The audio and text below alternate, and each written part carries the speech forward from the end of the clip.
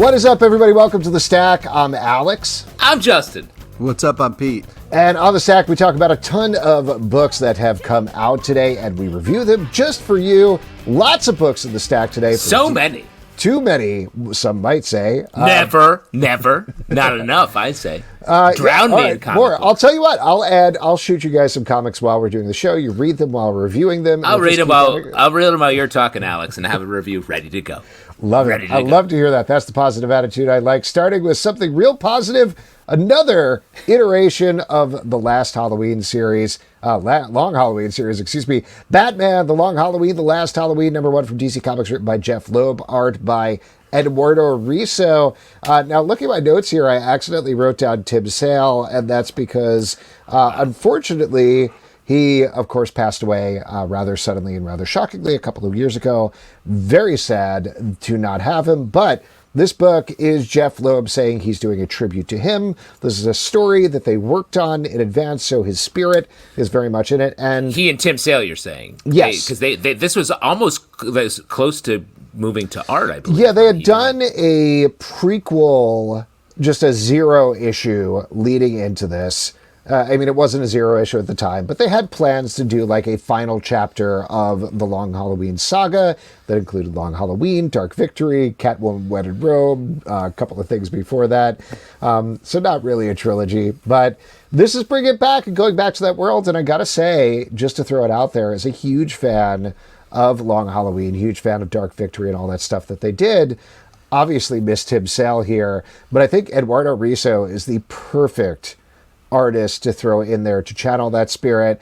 And this is, and I say this complimentarily as a person who likes Jeph Loeb, and we've hung out with Jeph Loeb before, this is really the most restrained he has been with his writing in a very long time. And overall, I was very impressed by this. Yeah, it's definitely nice to kind of revisit it, and it feels great to go back here and to kind of honor Tim Seeley and to tell another story in a way that really captures the essence of what they did together in such a unbelievable way. Eduardo Risso is definitely like drawing in the vein of Tim Seeley, I feel like here. Their styles are similar, you might say, but I feel like there's an extra extension here. And it feels really nice. You can still see a little bit of Eduardo's sort of notes and take in here, but it still feels like a nice complement to all the other books in the series, if we're calling it that.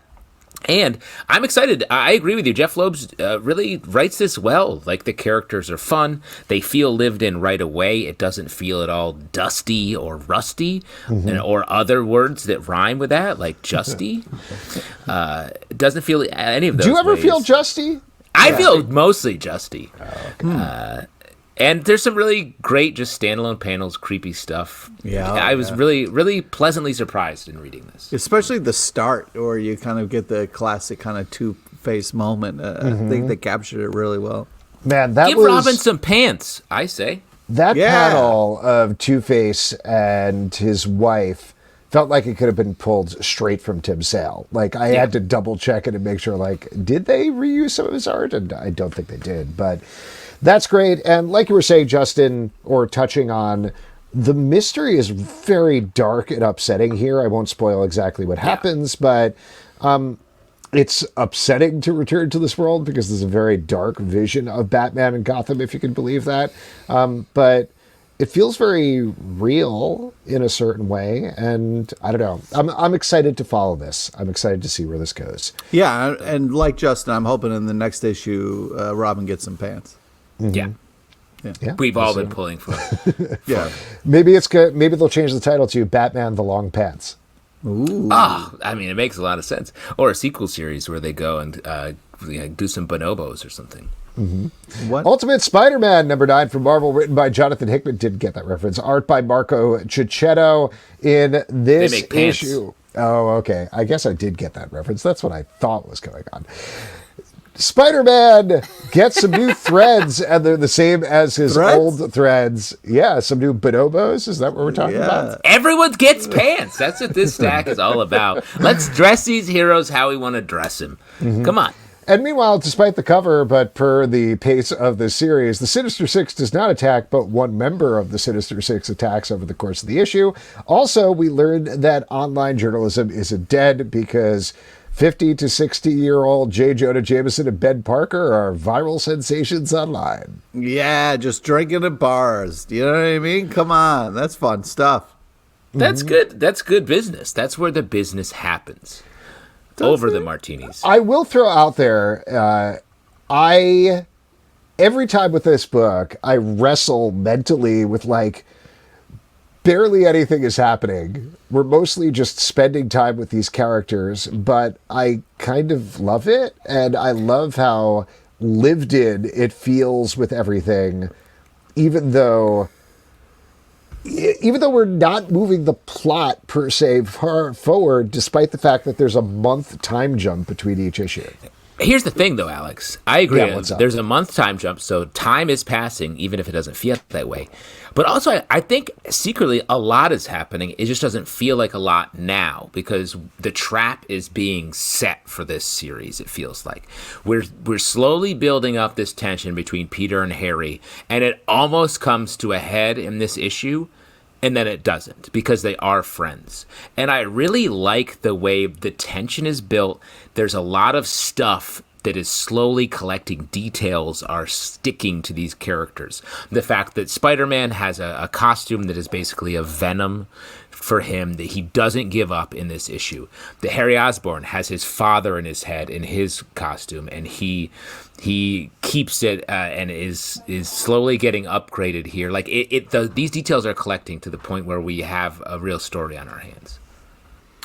Okay. I mean, I was having some issues with this. I mean, it's not. I mean, I get it. It's Ultimate, but like, I don't ultimately want to see Spider-Man and his friend kill a guy. You know what I mean? Like, I don't think that's fun. Harry's the one, the Green Goblin, famous for killing people. Okay, right, and he doesn't kill the guy. The guy survives. Yeah, because they're like, oh, no, it's cool. He's still moving. Anyways, I don't know. It just didn't feel fun. What, do you want him to go to the doctors with this guy? You want to just find out what... No, What about Pete and MJ hanging out, being all romantic and stuff, just chilling? That's all you've ever wanted for, like, I don't know, a decade and a half, your whole life? Decade. I mean, that part was cool. You know what I mean? Wow. Pete really building up to a meh at the end of his take on this. Yeah. I will say, per what you're saying, Pete, that I feel like that is part and parcel what they do in the book. And I know I've been beating this drum almost every issue, but this is the closest we get to see Spider-Man be an actual hero in this issue. And that's mostly in a montage sequence up until he and Harry kind of accidentally kill a guy together. So I think that's what Hickman is playing with, is the idea of, like, we still haven't seen him suffer any loss. He definitely opines about, oh, am I a hero? Can I be a hero? What does a hero mean? But we're not there yet. Like, he is not Spider-Man yet. This is all one long 2-year origin story, I think, for how Spider-Man either gets to that place or not. And I become more interested to see how it goes issue by issue, personally. Well, and to the point of what you're saying, like, this is a Peter Parker that had the heroism part thrust upon him without the loss. So it's an inorganic creation of Spider-Man, and I think we're feeling all of that. There's a lot of that happening here with the Uncle Ben, J. Jonah Jameson stuff. Feels very like they're friends, and then they're like trying to work out a business. Everything feels backwards in a way. Peter's already with MJ. We don't see that romance. So all that stuff sort of pre-happened.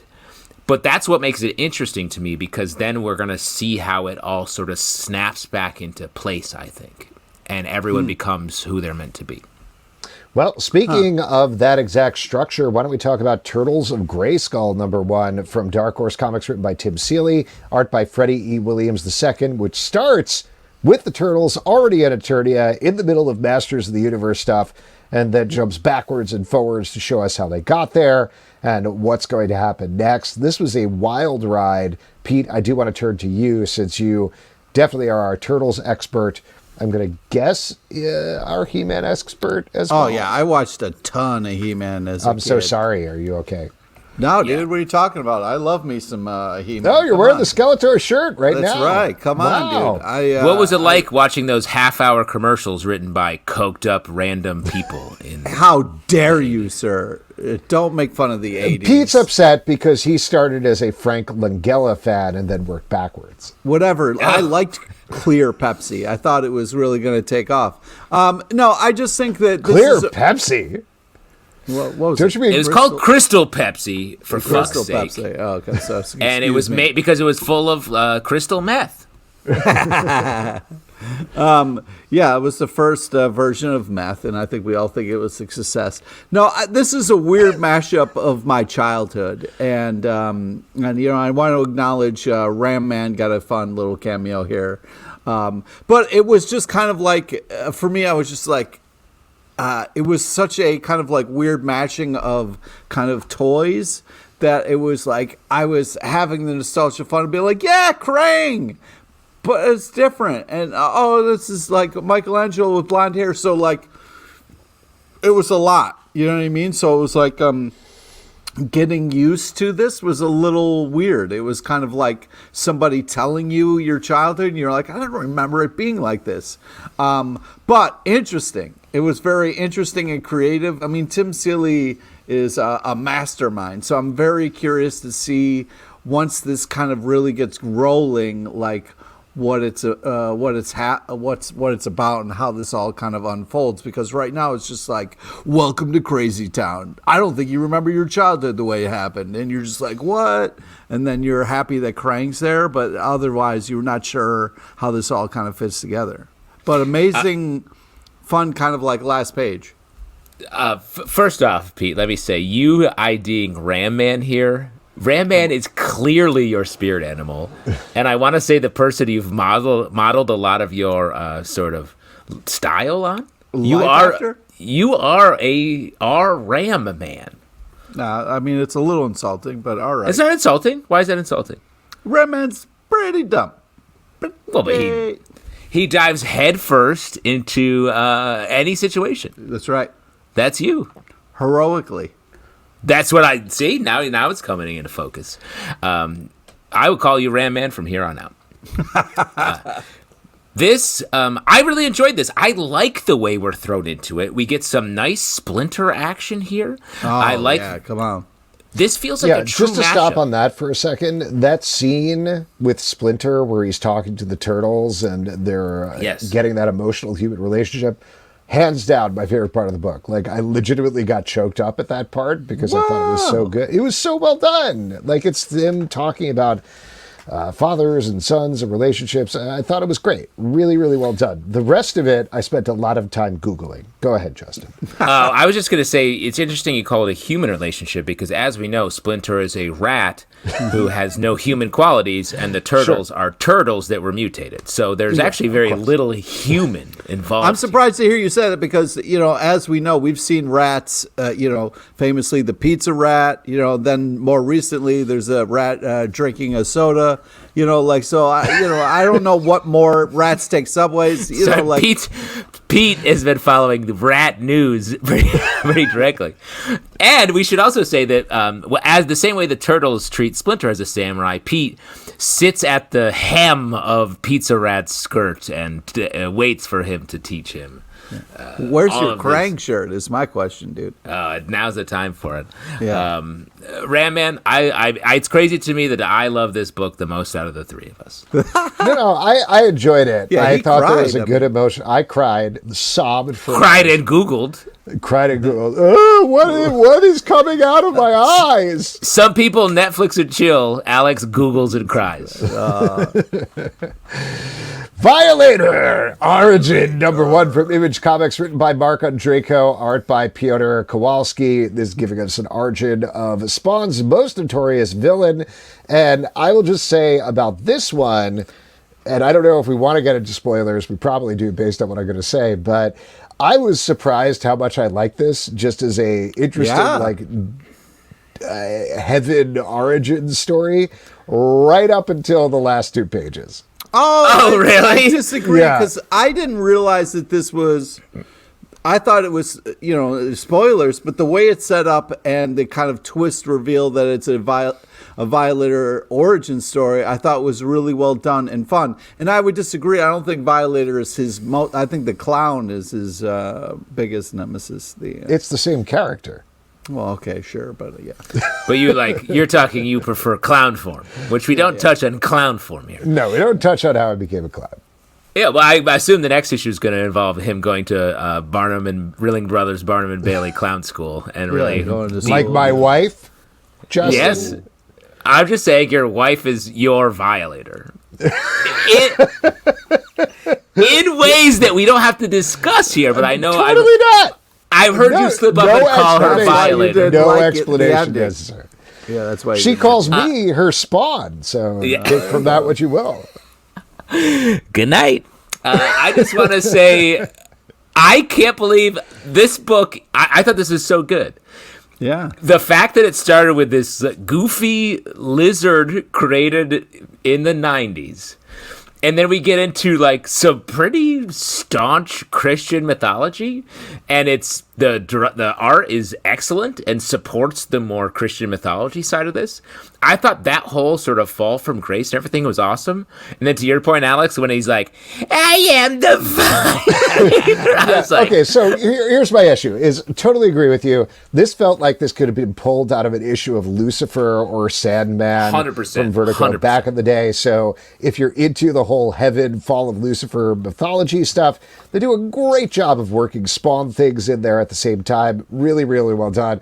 My problem was that the origin of Violator, the way that it's described here, and this is the spoiler for the end of the issue, is like, after 20 pages of, we had an enormous battle in heaven, and I was an angel, and we were angels, and I was thrown down, and then he gets thrown down, and he's like, now I'm the Violator! And that was it. Like, there was no further development. I was like, that is a big leap to go from he's this angelic being to he got thrown to earth, crashed into the ground, and just came out as this hunching horn demon-y dude.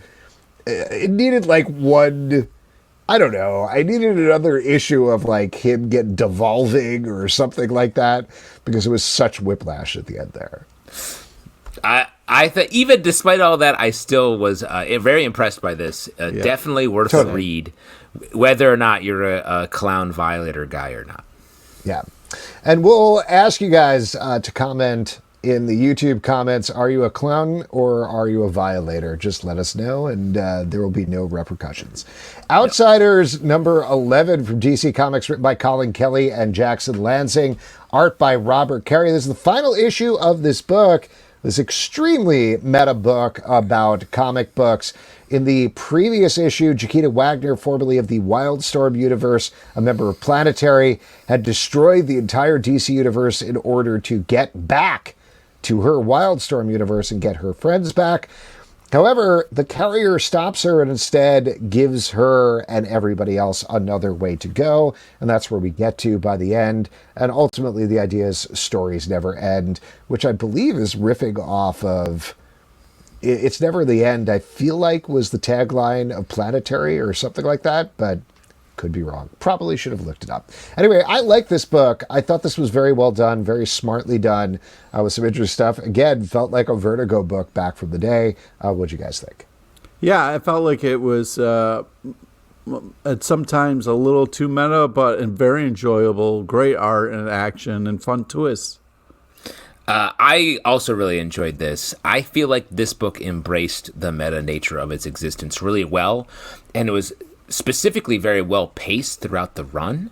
I want to see more of this team, this unlikely team that we talked about at the beginning with Luke Fox and Batwoman, and the drummer. And I feel like they really came together, and it's a rare series where I feel like the stories are just beginning now, even as this whole story is about endings and beginnings and all of that.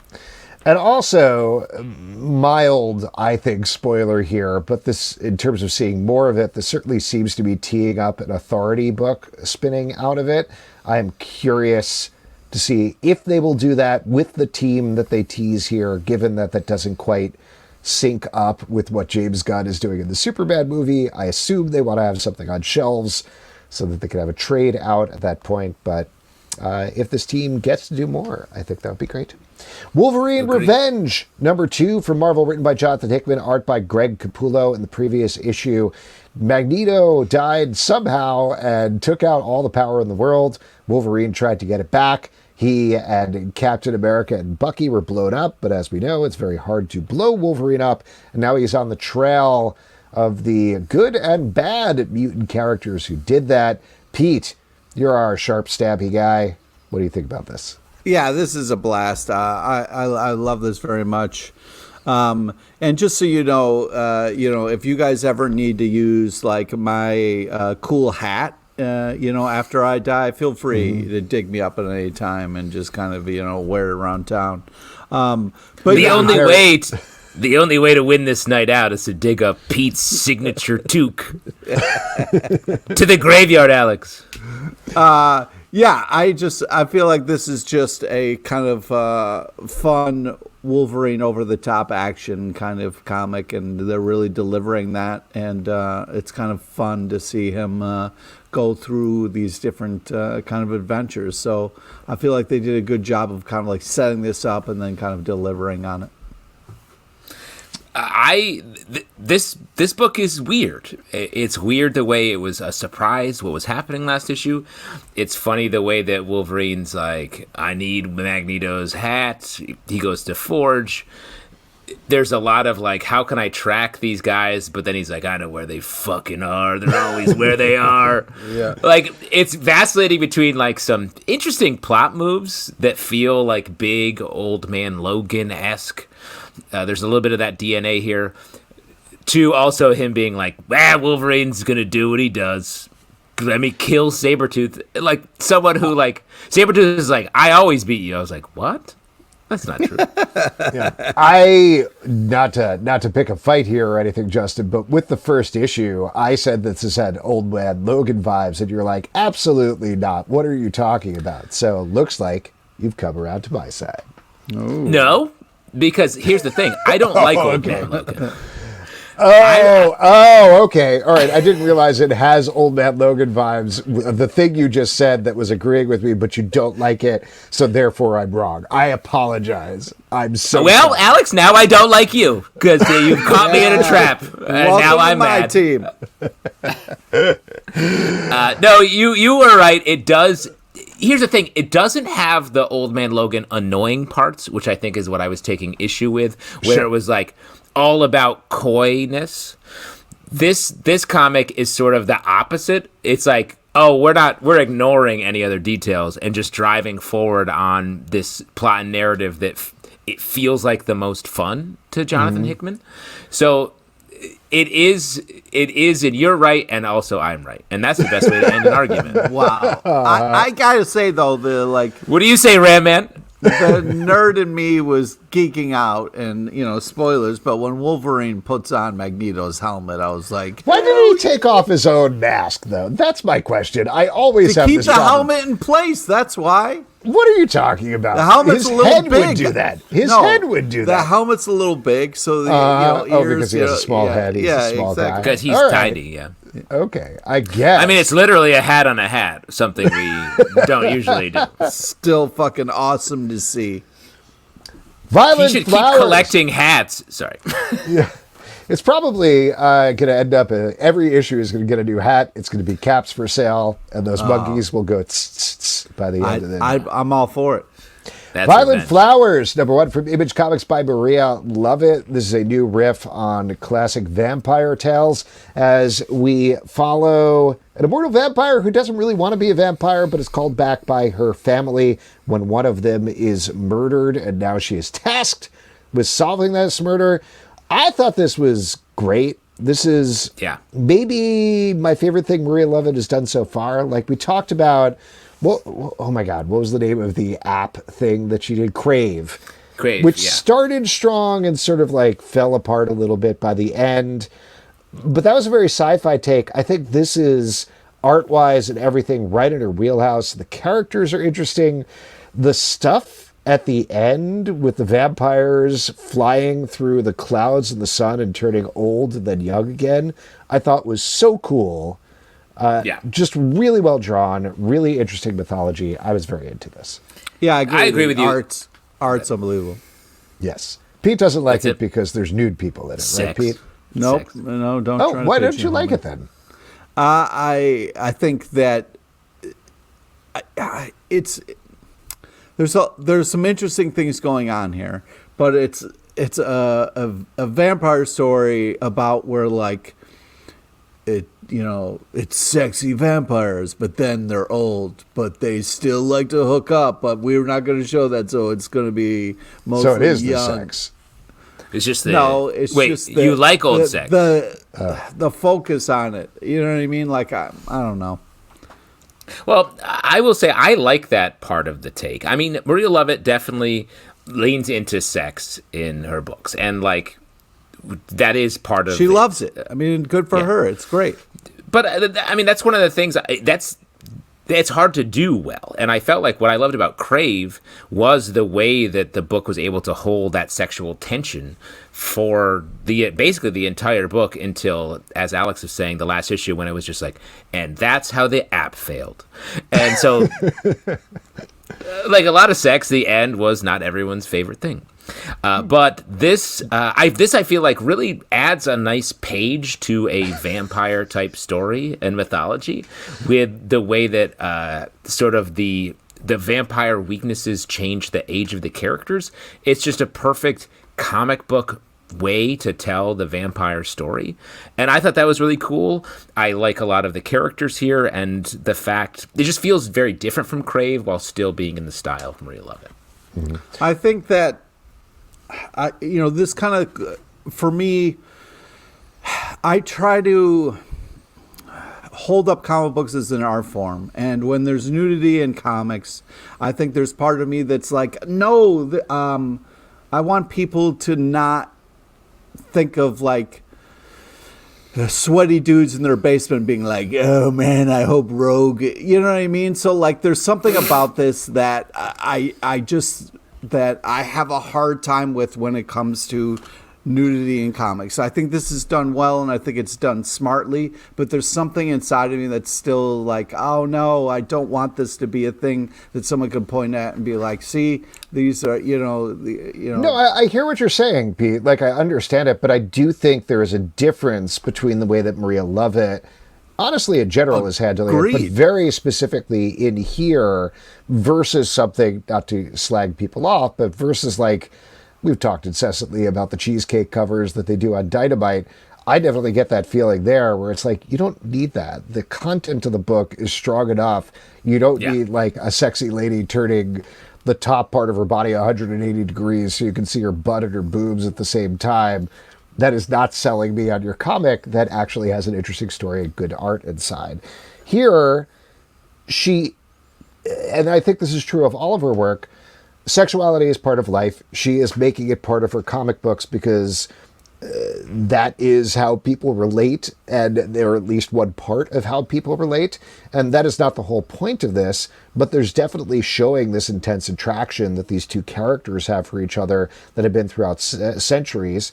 She's also throwing in very clear overtures of addiction throughout here, and she's using the sexuality to get that out, as well as blood, which tried and true vampire thing.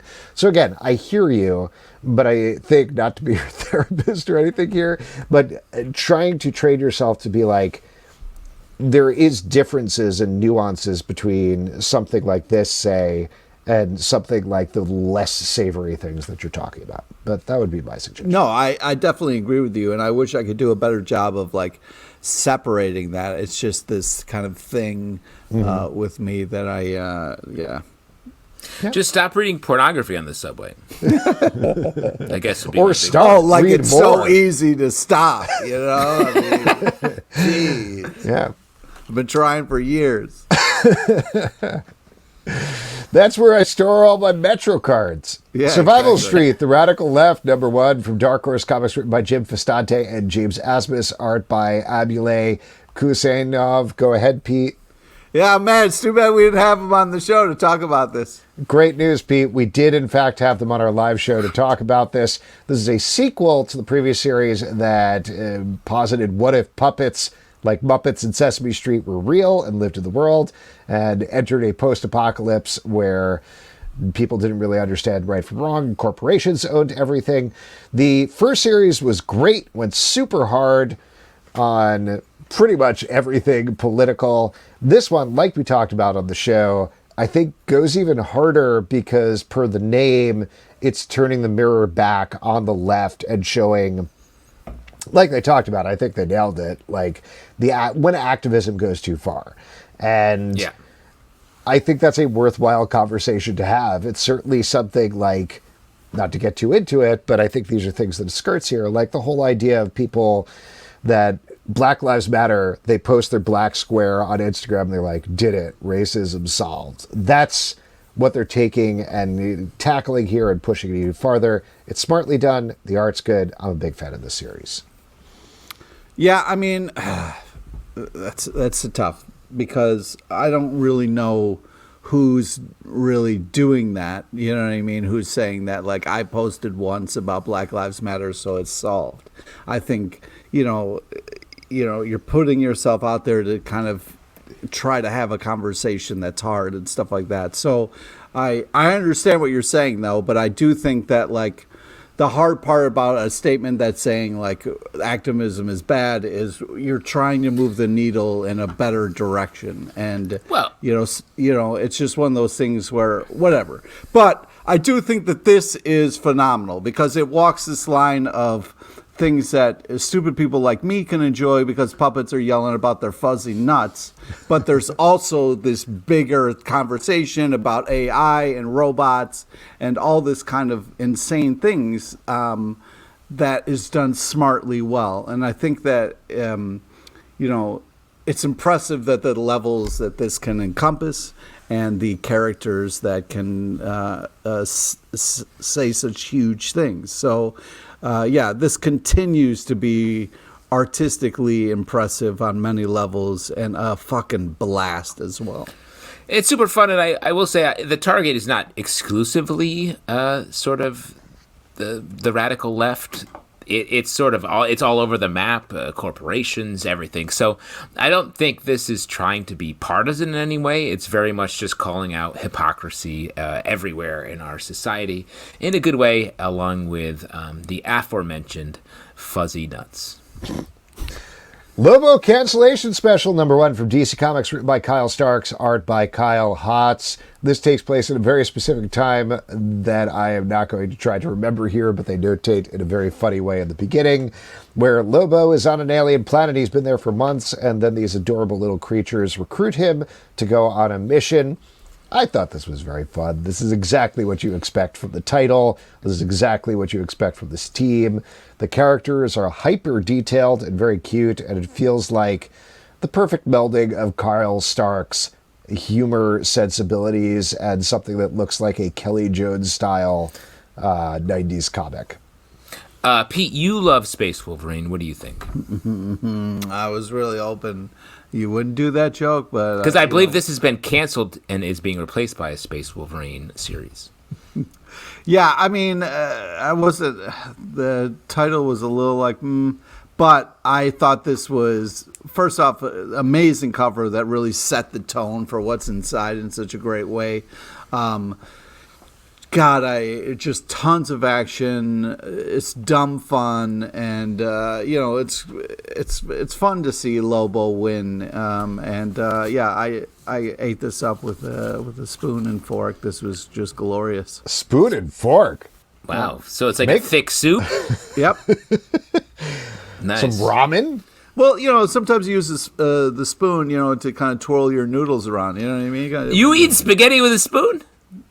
No, well, you use haven't you seen like the old Italian movies where the guy uses the spoon and you gotta... I'm just asking you, how are you eating your food? What meals are you eating with a fork and a spoon? Well, like He you just said, explained if it, you're having noodles. soup and, yeah. Noodles? But but I said pasta, and you seem to now be backing off. Well, that's when you would use both, yes. And if you don't want to spray it all over the place. When does a knife come into the situation, or are you not allowed to use those? Yeah, I'm still not allowed to use them. Oh, okay. A second fork Knives has entered are the chat. for throwing, not for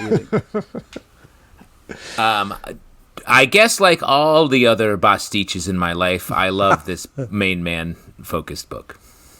Nice. Nice, concise. Amazing Spider-Man number 58 from Marvel, written by Zeb Wells, art by John Romita Jr. They have been promising the most brutal Spider-Man fight in comic book history as Spider-Man tries to stop Tombstone from killing his own daughter. Pete, you love this. Take it away. Yeah. Pete loved this. Yes, I Loved thought what's happened. You know, a lot of people say like, oh, Spider-Man's only great when he's blah, blah, blah, blah. This to me was such a perfect. Was that you? Were you imitating I think yourself? you're quoting yourself. Yes. Yeah. Anyways, I thought this was such a perfect example of what Spider-Man is he's willing to sacrifice for the right thing, and trying to save the bad guy's daughter, even though it's like his daughter. You know, the fact that Spider-Man's like taking all these horrible shots and this graphic, insane fight that spills on all over different kind of places was just so brutal, but so intense. And the whole time, even though you know Tombstone's bad, I couldn't believe what he was doing, and the fact that Spider-Man was kind of putting himself in the middle of it, I thought was just so fantastic and so powerful. It was. I just was really impressed by not only the fact that this is just a giant fight sequence, which is a lot of fun, and you got Romita Jr.'s art leading the way in such a epic manner that it's just so enjoyable for the art alone. But then, not only is it just a giant battle sequence, but there's also so much emotion happening in this giant fight that, I just loved all the layers of it. And it just kind of reminds me of that old Spider-Man issue where he's like trying to hold up, all this stuff that's falling all around him. And, yes.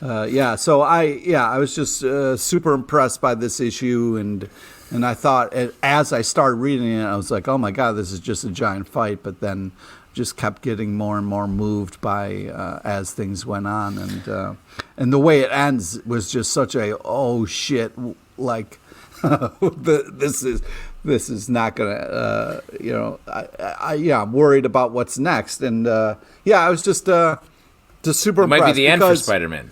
It could be, but the Spider-Man comic has been all over the place. So to kind of see it kind of sit in this really cool choice and so well executed really made me want to kind of hold this up and say, like, yeah, there might be a lot of insanity going on, but at least this is really done well from start to finish. It's rare to hear a man sarcastically quote himself and then go on to give a glowing review of a comic book. So shouts to you, Pete, for your come to Jesus moment for Spider-Man himself. I agree, this was a great issue, really spotlighting the John Romita Jr. art, which is excellent. And the Tombstone trying to kill his daughter, I was like, from a story perspective, a couple issues back, we're meant to see Tombstone as like sort of coming over and wanting Spider-Man's help, trying to do the right thing, and now instantly we're like, he's killing his daughter. We feel the same shock that Peter does, and it almost works. I did feel a little bit like, wait, what? This feels too harsh. But I also wanted to show, so that gave me a little pause, but I did still enjoy the story. I only want to say the very last bit, the last panel in this issue is Tombstone saying, you want to get crazy? And then the next page in the comic, we get the cover for the next issue, and it's Tombstone falling out the window with Spider-Man, and he says, let's get crazy. I want to say a direct reference to You Want to Get Nuts, Let's Get Nuts, something we recently had a fight about from the original Batman movie. Yeah, different from the fuzzy nuts we were talking about earlier. But no, that's the nuts. That's the nuts that Michael Keaton was talking about. Yeah. He was talking about. You want to get nuts. fuzzy nuts? Let's get fuzzy nuts. Yeah, but I did think it was earned because I feel like Tombstone has gone. He's in too deep into his plan, and the fact that like he doesn't care who's standing in his way. You know what I mean? Even if it's his own daughter, like he has no choice.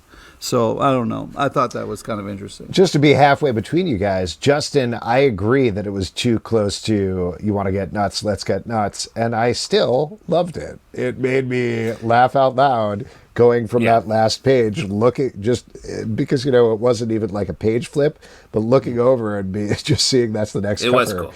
That's very cool. That's very funny. I liked it. Very cool. It did make me think that I wonder if Zeb Wells wrote that line originally, and they were like, you can't quote Batman in a Spider-Man. He's like, oh, yeah. Yeah. And then the next page, Spider-Man says, "I'm Batman." What do you guys think about that one? Fun. Yeah. Let it ride. Let it ride. The Horizon Experiment, The Manchurian, #1 from Image Comics, written by Pornsak Pichashot, art by Terry and Rachel Dodson. I'm very excited about this particular Horizon Experiment. This is spinning off of Pornsak Pichashot's experiences with The Good Asian, which was a noir detective story, but taking a Chinese detective and throwing it in the middle there and seeing how that changes the inherent story. That was extremely well received. So he thought, what if we did that with other genres? So what we are getting is a series of, I believe, 5 one-shots, and each one-shot in the Horizon Experiment is basically a pilot where you get a genre. In this case, in The Manchurian, it's a James Bond-style spy story, but again, he's changing it to, it is a Chinese spy from China. What does that change? How does that change the story? How does that tweak it? We're going to get a couple more. There's one with family of black werewolves that's coming up. We're getting one about I believe it's a Arab American treasure hunter like Indiana Jones who retakes things out of museums instead, which is very fun. Great concept. So I'm very excited for all of this. I will say, I thought this was great. Dodson art, always fantastic. Absolutely perfect for a James Bond story. Or a spy story. This is not really James Bond. And I mean, that's kind of the purpose, but it's much closer to like an Alias or The Americans, I would say. Again, not a bad thing, but I don't know that it necessarily fulfills James Bond, but Chinese. That said, I would love to read more of this anyway. I think the point of it, though, is to say, hey, there isn't a James Bond in the Chinese spy community, because the whole point is that it's regular people going out and doing the spying. And I just think that's such a smart, interesting take. I don't know what the deep truth of that is in actual real-world spycraft, but I think this as a premise for a series is super smart. I love that take, and I love the way that it does have enough of it feels like a James Bond series while still holding on to that very new premise. Yeah, I mean, obviously the art's super impressive and very stylized looking. But yeah, I enjoyed the twists and turns, and I'm interested to see what more we can explore with this idea. And yeah, I'm going to keep checking these out. Yeah. Hope this one gets picked up. Moving on to something that will definitely get picked up in a variety of forms. Mighty Morphin Power Rangers Usagi Yojimbo, #1 from Boom Studios, Dark Horse Comics, and Dogyu Publishing. Written by Ryan Parrott, art by Sean Daly. These are classic Mighty Morphin Power Rangers go back in time somehow, team up with a first fight, then team up with Usagi Yojimbo, and then ultimately, spoiler, win the day. Pete, these are very much your two things. So what did you think about this mashup? And how does it compare to Turtles of Greyskull? Which one is better? Ooh. Have them fight and then team up if you can. So this was weird for me because this isn't Usagi Yojimbo, the character. It's a different character. And Stan Sakai it did a variant cover, but I'm not sure how involved. So I was just kind of like, it's a different art style. It's a different take on a famous character. So I don't know. It was kind of weird for me because I kept wanting to be one or the other, like either more Mighty Morphin Power Rangers and less, a version of Usagi. Because they didn't really kind of explain it enough for me to enjoy it. You know what I mean? We're kind of like thrown in there, and then the action is happening, and then I was just kind of like, this doesn't. I like both these two properties, but they're meeting in a road that doesn't make me feel comfortable. It makes me have like questions about like, you know how like, all right, when Batman and Teenage Mutant Ninja Turtles team up, right, and do that kind of like weird crossover, you're like, okay, this is a Batman book, and you know it's Teenage Mutant Ninja Turtles, but it's still the Turtles. Like this is a different rabbit. It's not the same one. So there was just the lineage. I was like, is this an ancestor of Usagi? Like, is it just like rabbit samurai? You know, like, so I don't know. It put me in a weird headspace, and I couldn't enjoy it. Yeah. Yeah, no, I've never seen a man fall to pieces like this. I love the art. I felt like it felt more Mighty Morphin Power Rangers. But for some reason, I was just kind of like, this isn't the style of a Stan Sakai book. This isn't the style of a Usagi Yojimbo story. So, it just, I don't know. I was kind of like, why aren't I liking this? I should like this, but I can't for some reason. So I don't know. It was really weird. But yeah, Justin, what about you? What did you think about it? Sorry, if a book doesn't make me have an existential crisis like this did with Pete, I can't really go to bat for it. You can't weigh it. No, I Ryan Parrott, Alex's guy, the Rogue Son writer. Sure. So Alex is in the fucking tank for this shit. He doesn't care which rabbit. Here's my problem, though. Ryan Parrott seems to not be a parrot. Like, if he is a parrot, he's a very talented parrot. I guess he's typing with his beak or his feet or something. The parrots like that. could write comics. What are you talking about? I guess. I don't know. But they can talk. I can't see him, like I don't know if he's a parrot, and I spent the entire time reading this book being like, is he a parrot? Is he a man named Parrot? I don't know, and they didn't establish it at any point. I hate to break it to you, but Fruit Loops was invented by Toucan Sam. I mean, that's really legit, yeah. Oh. Yeah. Did he just follow his nose, or how did that happen? Yeah, I mean, he typed that all out with his beak. I mean, typed out the cereal? Yeah, the whole pitch. Yeah. You know what I mean? That wasn't even a cereal until Toucan came up with it. I was going to make a joke about it, but I bet you're right. Like, they do need to pitch cereal flavors, right? Like, there's probably like a whole pitch deck that you come up with before you do anything. That's crazy. Oh, yeah. They're like Cheerios, but they're full of sugar. Or whatever. Yeah, so get this. It's a Dracula. Cheerios, but worse. This Dracula loves chocolate, not blood. What do you think? Put it in stores. Yeah, it's like the rabbit from Tricks, but it's his cousin who's a samurai, and he meets up with See, if they would have said that, I could be like, okay, great. I love this, but no cereal. What do you think? Stan Sakai. This is a fun and funny issue featuring these characters meeting up in a way that both uses the cliche crossover stuff that you were mentioning, Alex, but also sort of makes fun of it at the same time. I did like how the Mighty Morphin Power Rangers were impressed by the rabbit and were kind of intimidated, so that made me feel good.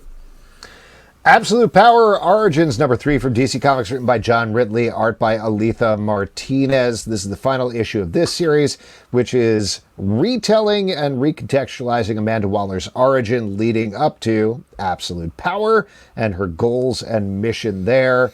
What did you guys think about this one, and what did you think about the series as a whole?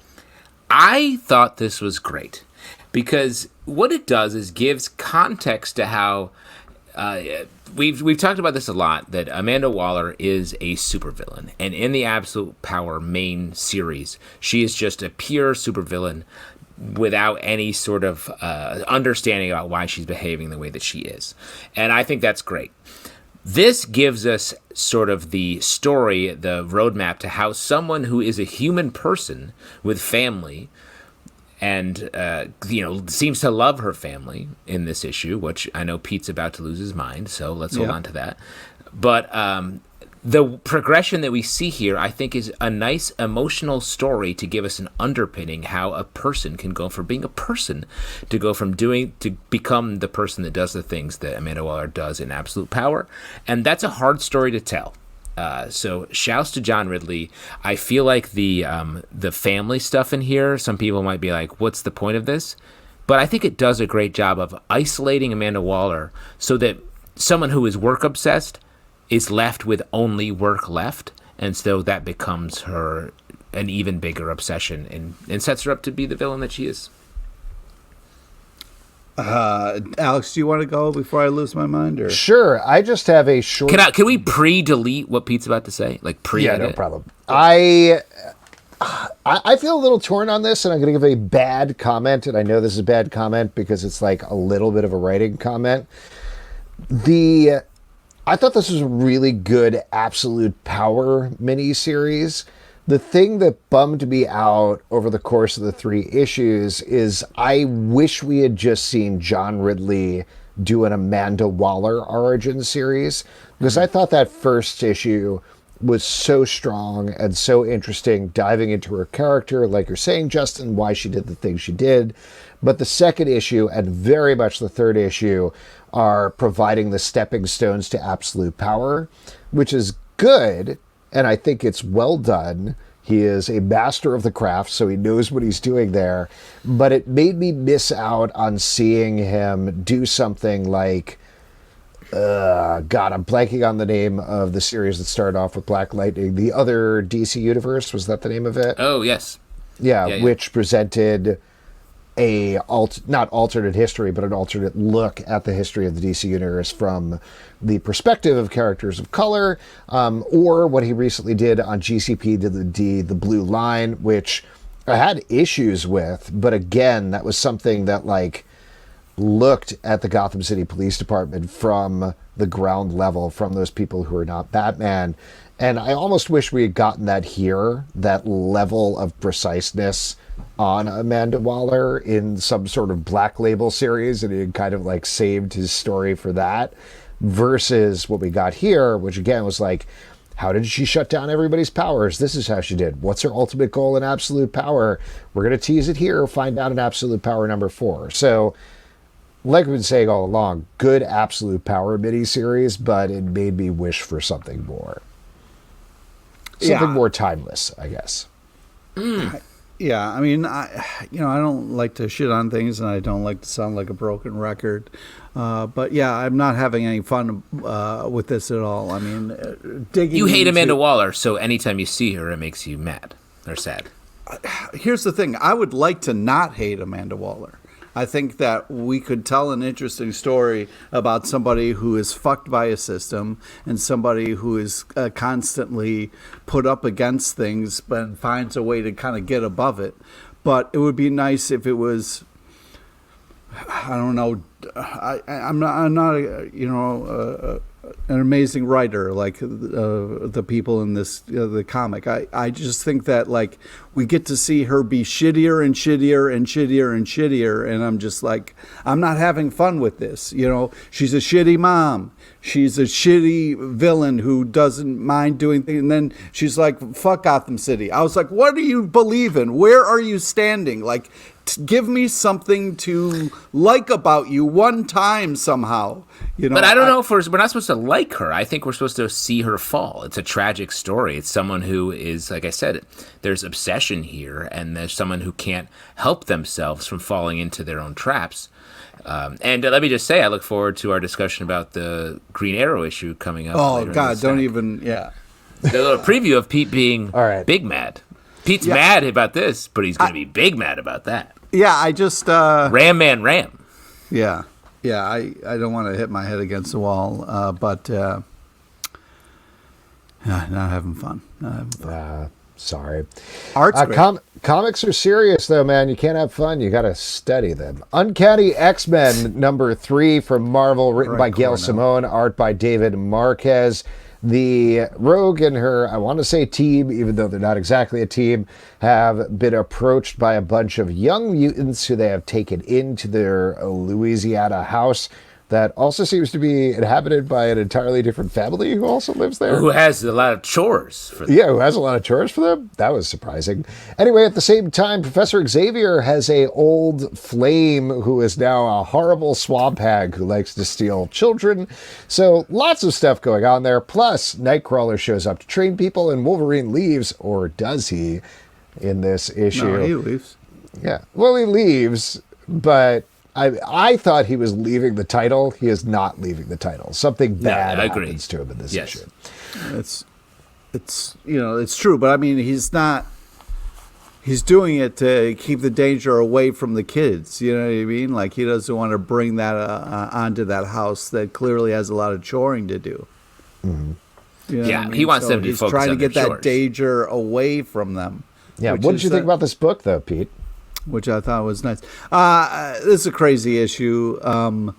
It's always kind of like when Logan leaves, it's like, where are you going, bro? You know what I mean? Like, you're going to be back. But I thought it was, I understand his motivation for trying to keep the kids out of danger.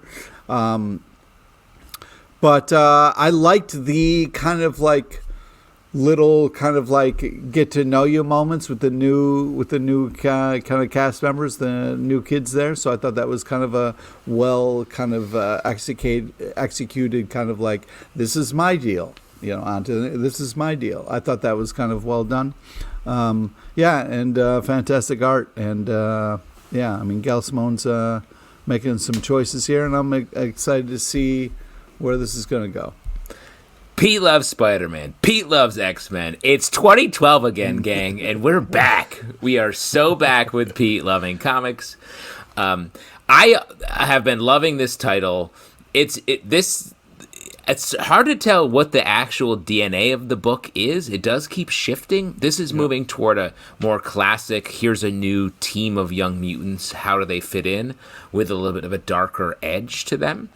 I want to shout out a new medal entering the chat. We've been talking a lot about how in the Marvel Universe there's just new, even harder metals being created all the time. This one's called Somber Steel, and it's forged from the melted blades of murderers. Damn. That murder makes a blade so hard. Well, yeah, I mean, I guess there's a difference from somebody who's a murderer and touches metal. It changes it, I guess. Mm-hmm. Yeah, all my knives are doing soft shit, like cutting through eggs. You put a knife into a murder situation, it gets hard as fuck. And that's why this knife this lady's knife fingers can take down our guy Wolverine. Slight spoilers for the end of the issue. Yeah, that's a crazy explanation while a fight is going on. Yeah, well, when you're beating Wolverine, you got to explain how. That's I really like the Hag, by the way. I think that's a good, terrifying villain. It fits in with other creepy X-Men villains, so I think that's pretty neat. And like you guys said, the sequence reintroducing the kids while they're training, I thought was really well done.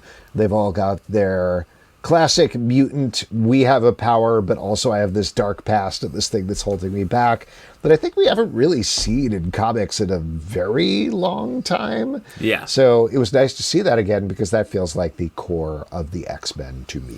Very excited. And what a bummer for Charles. He's in a jail that was built out of his own. Imagine you go back to your house and it's a jail that you have to live in. Man. Bummer. So, and then he's it haunted. feels like that. Oh, wow. Here we go. Alex is getting into his Violator clown situation. He's being violated on a daily basis. What do you but want also, me to be, the Violator tonight or the Clown? make your choice. I Honk, should have honk. said that. Honk, honk. My red nose is on. The fact that Charles is going through that at the same time, his ex has become a swamp hag who loves killing children. Man, tough times for our guy, Chuck. Reminds me of my ex-wife. She was a different type of clown, or different type a of swamp violator? hag. A swamp hag. Okay. So you went from swamp hag to clown. That's fun. I don't know, man. I'm just trying out new material, all right? Yeah. I've got a big gig. When's that opening mic coming up? Gig and an opening mic. He's renewing his vows with his Violator wife, and he wants to bring up the eggs. Really razzer. Roast. Yeah. We had to invite the swamp hag, too, and I was like, give me a break. Is that a joke? Like when I say that, does that come off as a joke when I just say, give me a break? No.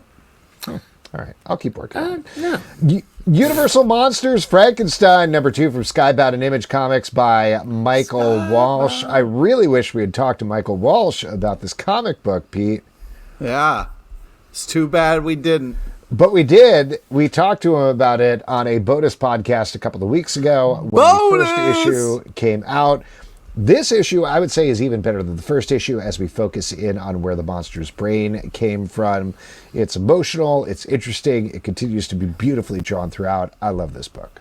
Yeah, just to jump in about the beauty of the art, there's this one just kind of epic panel where they're holding up the brain in the jar, and it's right over where the dude's actual brain is, and it just, oh man, epic. Very cool panel. Just very cool. I was like, that should be a t-shirt or a tattoo or something, because it is fucking beautiful. You know what you should do? Do both.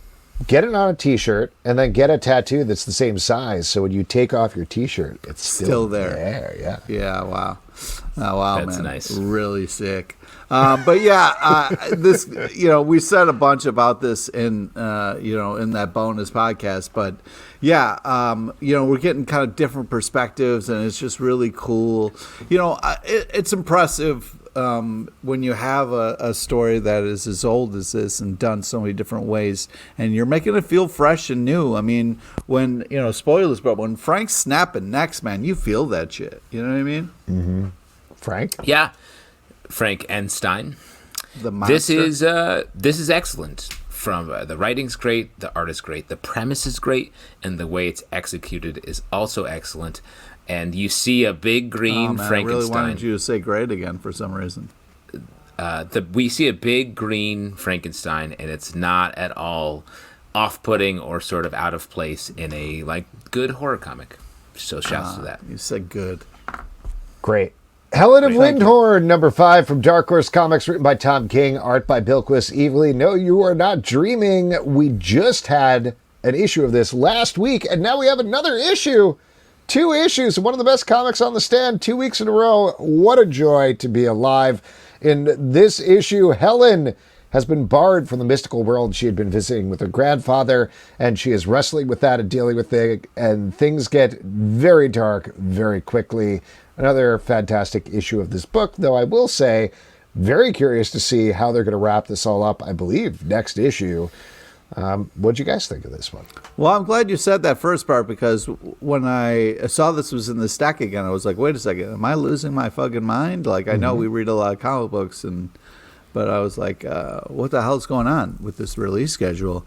But, I mean, I've said it a million times, but this is worth it for the art alone. I mean, this is just absolutely gorgeous on so many fucking levels.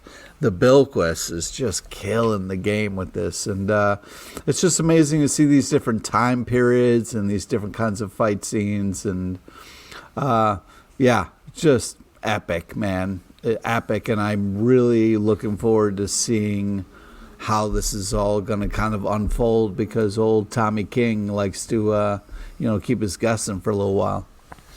He likes to keep the powder dry. I'm curious how this story will conclude. It feels like there's some stuff on the table. There's some just family dynamics, the connections we make, the fantasies we slip into, alcoholism, all here at play. And like a lot of Tom King stories, it really takes the last issue to figure out sort of what it all amounts to, and we'll find that out soon. But the Bilquis Evely really adds that sort of storybook fantastical element that drives this home. And I'm sure I'm not the only one who was kind of heartbroken when the old lady died. Oh, the hag. Yeah. Yeah, a lot of hags. This is a hag stack, I guess. Hag stack.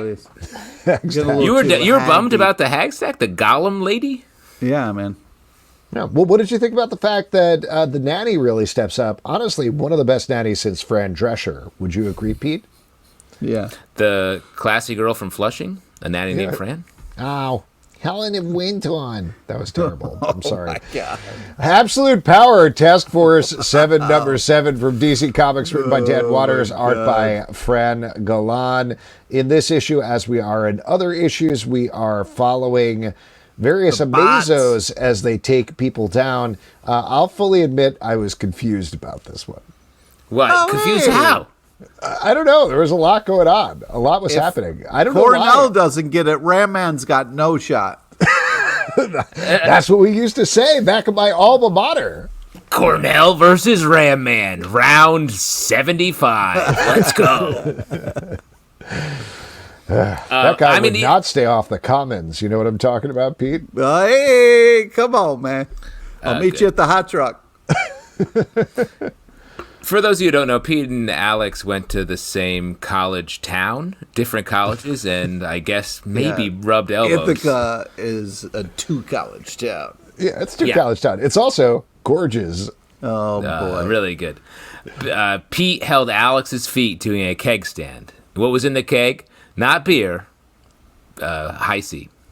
And when I looked down, there were only one set of footprints because Pete had held me up when I was doing the kickstand. Actually, I went to Shortstop to get a sandwich, and that's why there was only I went to DP Dough after. Oh, come on, man. The Ithaca heads must be losing. I'll see you at the haunt, bro. Well, everyone else is disengaging. I see you're confused because of all. Oh, I'm sorry. It wasn't about upstate New York, so you could participate. Except it was, Justin. Yeah. Oh, what's up, bro?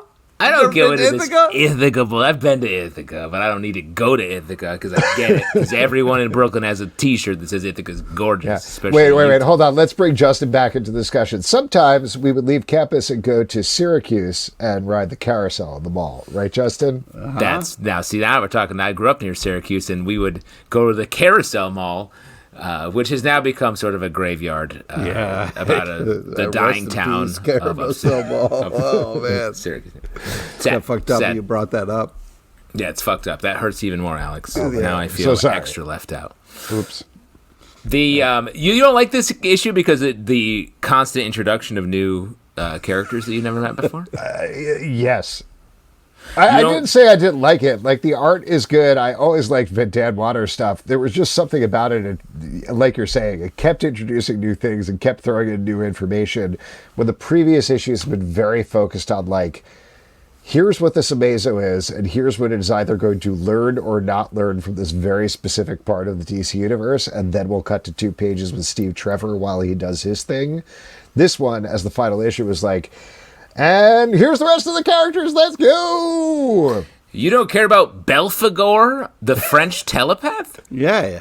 Introduced on page 10? Yeah, you're Alex, anti-Frenchies? What's it up, might bro? be, I don't know. There's something about the Batman Incorporated thing that I just can't get on board with. I liked it in the Grant Morrison run, but since then, it's just felt like this vestigial limb in the DC universe, personally. Also, it was kind of weird when the bot was like, you thought it died in the water, and then was like, came out of the water, was like, I'm still alive. I just wanted to see what you guys did. And, you guys were like fighting, and I didn't like that. I was like, what? What just happened? I can't believe neither of you care about Tuatara, the New Zealand precognitive, whose abilities via his third eye. A character I've been following, and I believe Pete drafted in our recent Justice League. Yes, this was sort of a weird departure and felt like a strange way to end a series that we've been very excited about. But I still did enjoy this action figure dump out, basically, in the final issue. Yeah, well, I'm glad you liked it. Avengers Annual #1 from Marvel, written by Derek Landy, art by Salvador Larroca. This is the final issue of this Infinity Watch crossover, as the Infinity Stone bearers, they're all humans now, have gathered in one place. The Avengers are also there, and they know that Thanos is coming to get them and rip the stones right out of them. The, what do we say? Not fuzzy dice. Fuzzy nuts. Fuzzy nuts. The fuzzy nuts right out of them. There you go. Wow. Yeah, I mean, when we do the Avengers draft, I'm going to go all Coulsons. This bad strategy. Don't let me stop you. It was fun to see Coulson again. Great art. Yeah, I mean, it was kind of crazy to see like Thanos kill a bunch of people and then be like, "Hey, I'm looking forward to killing you again later," and then just kind of dipping. Yeah, I mean, I like the use of Thanos here. I'm still, this Infinity Watch team, still suspect about what the actual stories are. If we settle in and this becomes like an interesting sort of Thunderbolts, the MCU movie style team of misfits who are coming together and sort of fucking up with immense power, I think that's great. But it just, I can't quite tell what the general thrust is for these characters. Mm-hmm. Yeah, I like some of these characters individually. Star is great, just great, very conflicted, mostly villain, kind of occasionally hero sort of thing. I did like her relationship with Captain Marvel in this issue because they have the pre-existing conflict. Also, throwing Colleen Wing in there, I think, is an interesting choice, but it works because it gives us another character to root for and focus on. Same with Phil Coulson. So I'm curious to check it out, but I agree with you. I still don't know a lot about these other characters, even though we've spent several issues with them at this point. So hopefully in the main series, we'll get more of that, because it is spinning out into its own Infinity Watch series. Knights vs. Samurai, #1 from Image Comics, written by David Desmalchian, art by Fede Mele. Per the title, a bunch of knights sail to what they assume is hell, but is probably Japan, I assume, and are about to fight some samurai. In the middle, sea serpents and sea monsters are also real, so that's going on. What do you guys think about this one? Yeah, I mean, fun monsters. Sad about the guy's bro dying, but this was weird because like when you have the kind of title like Knights versus Samurais, I was like, I feel like Samurais would win. I feel like this isn't really a big. You got a dog in the race. Yeah, I feel like Knights wouldn't really last very long. They got armor though. Against I Samurai? guess Samurai also do. Yep. They also do, but they're better swordsmen, so I feel like they would win. Are you sure they are better swordsmen? I feel like we, with the title Knights vs. Samurai, should have gotten to the Knights vs. Samurai a little quicker rather than being like, issue 2, here we go, it's coming. Yeah, but that's comics, baby. Yeah, exactly. There's a lot of sort of like emotional Fellowship of the Ring type stuff here. But how about on the count of 3, we say which side we're on, Knights versus Samurai. You guys ready? Sure. 1, 2, 3. Knights. Samurai. Oh, Wow. interesting. Well, Why Let's Knights? see. You like I don't know, they're clanky cool. dudes like walking around not being good with their swords? Yo, they're all clanky. Everyone's clanky. Okay? Not everyone, bro. You think these samurai are clanking? All they're wearing is metal, tiny metal, clinking together. It's less clanks, bro. Did you How do have you a know? problem with the fact that the samurai weren't rabbits? Ooh, no, Yes, it's been established that all samurai are rabbit. that's not true.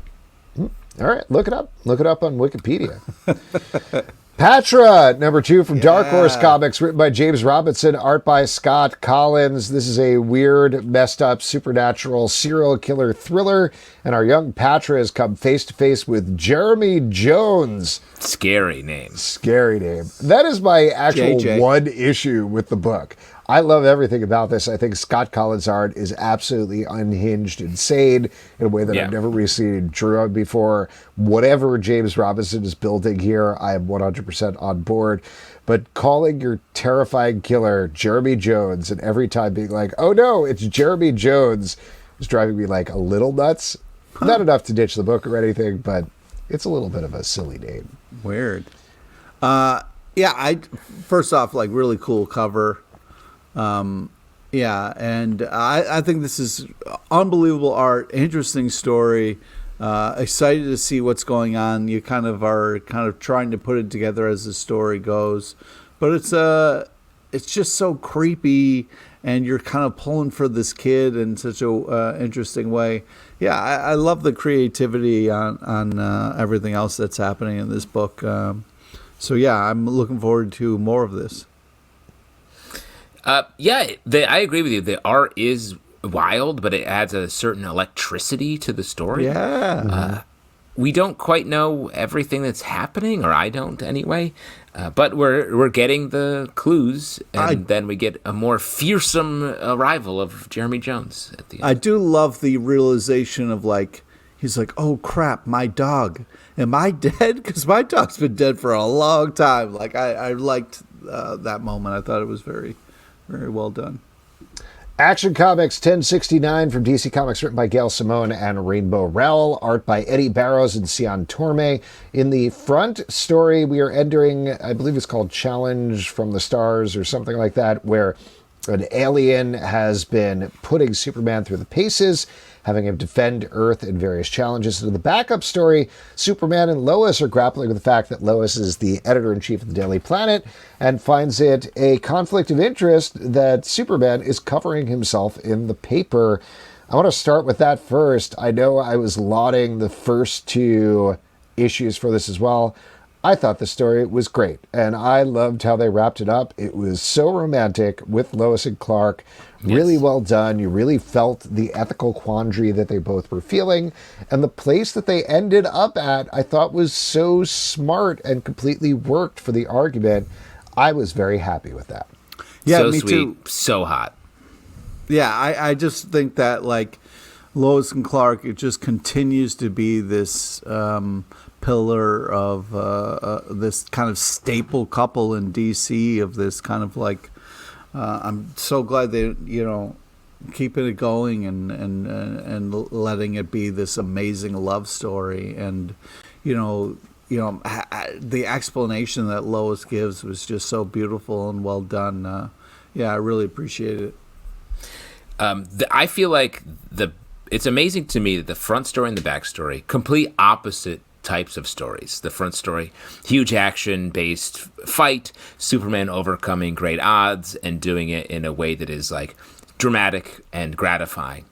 Well, then we get this super small story that is equally as exciting, of Lois and Clark just having it out, but still being in love and landing in such a good place. Great package, and just a testament to how comics can be so different while still being equally good. Nothing like a great package. Daredevil, Woman Without Fear, #3 from Marvel, written by Erica Schultz, art by Michael Dowling and Ivan Fiorello. We did have Erica Schultz on the live show this past week, I believe. But she didn't talk about this, though. But she did talk about this. Okay. We talked to her about it, so you should check it out. In this issue, Daredevil is taking on a bunch of folks, but ultimately tasked with taking down the new Punisher, so one of them is definitely going to die. Yeah, I mean, this is great. It's great to see Elektra as Daredevil and kicking ass, and some amazing art here, and the fun twist of in comics of like they're looking for somebody, but they were looking for you too. So like, oh man, she's trying to hunt down the Punisher, but the Punisher found her. What's gonna happen? Yeah, I really hope the Elektra wins this fight. Do you want to kill the new Punisher? No, but I don't want. I think it would be cool. If this was not John Staples or whatever his name is, but Frank Castle. Joe Barrows? Joe Bannister? What's his last name? It could be Barrows. No, Sounds it's not better. Barrows. It's Sounds better than Bannister. I know, it's like it's a fortress. It's not Garrison. Garrison. There we go, Joe Garrison. If it wasn't Joe Garrison, it was Frank Castle versus Elektra. Who you got, Pete? Well, you got to go with Frank on that one, but Wow. Instead of You hate Joey Bannisters. yeah, it was Hey, my even funny. guy They're like, Joey "Oh, you're talking about Bannisters." that fake Punisher? Yeah. Punisher's dead." As far as I'm concerned, Frank Castle's the fake Punisher because that guy's dead. Oh. Joe Garrison's out here holding down the fort, trying to be that real Punisher. goddamn mouth. This is why we have to film in different locations because we're all in the same room. People will be getting punched in the face for all the blasphemy being thrown around. Should I figure out a way to do this show again so we can like virtually make it look like we're sitting on a couch like back in the day? Like interesting. Heads on stick figures, or we could do it in meta AI. Oh, I think that's what the people want. I was going to say, what if we rig something where we had like a boxing glove positioned right over our laptop, and then we each had a button, and when we wanted to, we could press it. How many times do you get to do it per show, though? Let's limit it every time. Let's limit it to 5,000. That's fair, right? Yeah, per show. I'd feel bad for your guys' family. Okay. Yeah. And of course, Ram Man can take it. Yeah, what I love about Erica Schultz's writing is she's able to incorporate a character like Silvermane, who's a old gangster in a robot suit, and still make him just be. It doesn't feel goofy. You got Daredevil jumping around, wearing a scarf, no matter how warm it is outside, and the new Punisher. Taking that character up and putting him here, I think, is just a great choice, and I've really been enjoying this series. Yeah. Yes. I did, by the way, really like the scene where that one character was like, "Woof, very warm outside today," and then they cut to like the action. And but this story takes place in summer. Oh. It's just strange that she has a scarf built in, or like a sort of a loose turtleneck. I don't know. Yeah. Seems like a weird choice. All right. Feral, number 6, from Image Comics, written by Tony Fleecs, art by Trish Forstner and Tone Rodriguez. This, in my opinion, is by far the best issue of this series. We are getting the literal POV of one of our cats who has been turned by this rabies plague into a zombie-type character. It's sad. It's very upsetting, just as you see... By the way, the cat's name is Patch struggling with just this rage virus-y thing that is building up inside of him. And you get to see some of the past, and you get to see one panel of another perspective as well. Honestly, this is kind of what I've wanted for this series all along, and I really feel like I got it here.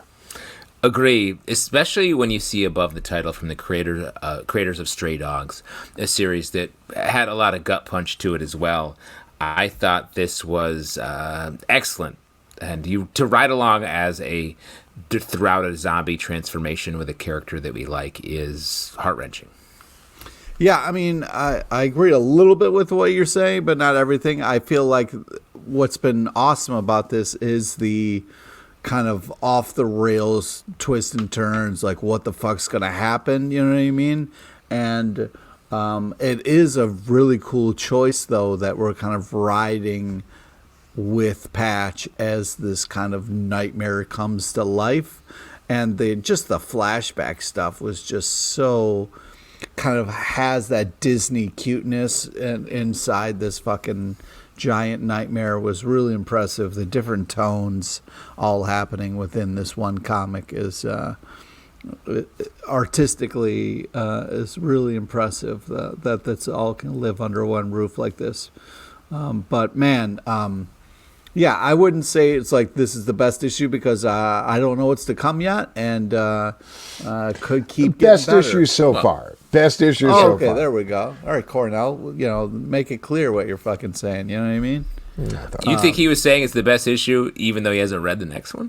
Yeah, that's what he was saying. He was like, "This is the best issue," and I was like, "Well, that's." It was as clear as the waters of Lake Cayuga. Oh boy, this fucking guy.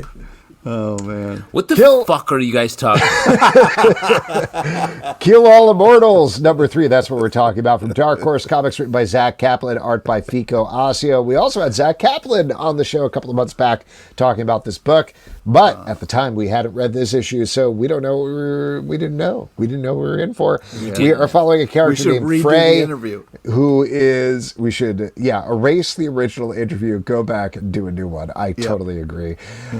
In this issue, Frey, our immortal, is tracking down another one of her immortal brothers and trying to take him out before he can take her and her boyfriend out. There's some twists and turns, some big fighting. And I do think, from my perspective, one of the best things about this comic so far is the fights. They are just big Oh and my over the God, top and yes. exactly what you'd expect from two immortals. So that's very impressive.